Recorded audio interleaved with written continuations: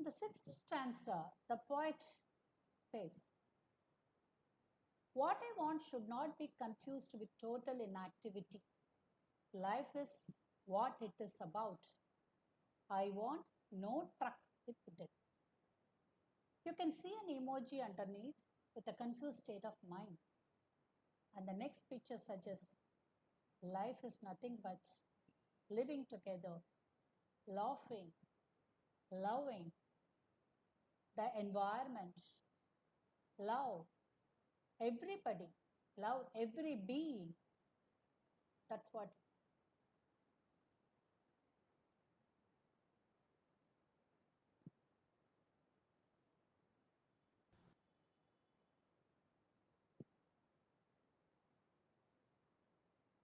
Now, the poet in this line suggests that he wanted the people not to get confused with the phrase total inactivity. What is total inactivity? When a person will be totally inactive when he dies. So he says that what I want should not be confused with total inactivity. Life is what it is about. Life has everything, birth, death. Life is an ongoing process. It has to move on. So I want no truck with death. So he says that the phrase total inactivity should not be confused with death. That's what he says.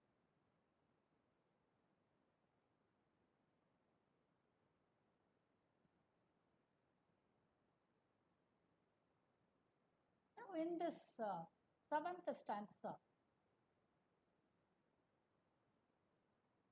the poet says, if we were not so single minded about keeping our lives moving and for once could do nothing, perhaps a huge silence might interrupt this sadness of never understanding ourselves and of threatening ourselves with death. So you cannot be single minded. What do you mean by single minded? I, me, myself, that's what single minded. I always think about my activities to fulfill my duties, to complete the task in front of me. It is a race. How to beat others, how I'll be first. That's what it says. So, if we are not so single minded, let us not be selfish. Let us not be self centered about keeping our lives moving. Let us not be selfish to think about only about our lives. And for once could do nothing. Let us keep quiet. Let us stop for some time. Let us stop for a second. That second will give us a huge silence. When we start to introspect, when the self analysis takes place, it will give us space to think about us. And for once could do nothing, perhaps a huge silence might interrupt the sadness. We are always engrossed in the duties, in our duties, in completing our duties, in fulfilling the demands of our family members. And just when we do this, we never have time to introspect ourselves, to think about ourselves. So he says that the huge silence will give us time to overcome the sadness. Sadness, he refers here, is we never have time to introspect ourselves. We never think about ourselves. So, when it helps us to analyze our actions, and that will interrupt the sadness of threatening ourselves with death. When we have that silence, it is going to interrupt the sadness and the threat that we have to fulfill the demands. My life has to go on. That thought will get stopped, will get ceased. So the silence will help us to think about others also, not only about us. Don't be single minded, don't be selfish. That's what the poet says here.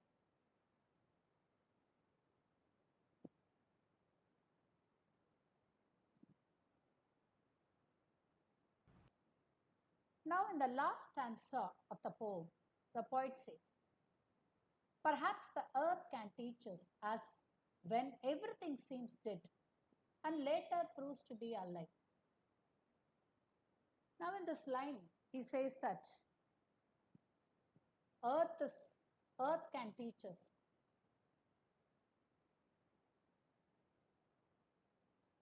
Earth can teach us. What the earth could teach us? The earth could teach us that life is there under the apparent stillness when the whole world is going to be quiet. Because the poet told us to be quiet, to keep quiet. So, when everybody is going to be quiet, the life will not cease. Definitely, there is life in this stillness, in this huge silence. The earth teaches us here a life lesson. That is, under the earth, seeds got buried. We may think that the seeds have lost life, but it has not lost its life. It is dormant.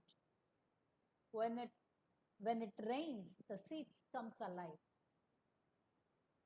It resurrects.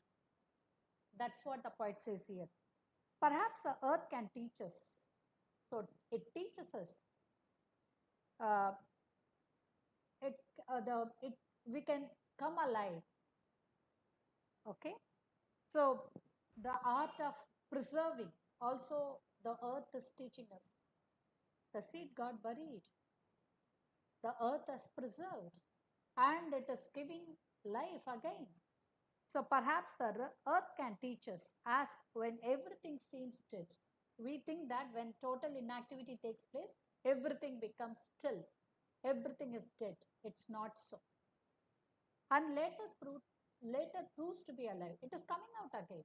Definitely there is life under the stillness. So now I will count up to 12 and you keep quiet and I'll go. So the poet says that finally he's giving a message. He has given already a strong message to us to spread peace, brethren, harmony, all these things through this poem. And he is telling us to introspect all these things. So he says in the last two lines, now I will count up to 12. Till this time he was telling us to count to 12. Now he says that I will count up to 12 and you keep quiet and I will go. And he tells us to keep quiet. When we are going to keep quiet, we are going to be calm, quiet, we will start to introspect ourselves. We will do a self-analysis. When we do that, we are going to think about others.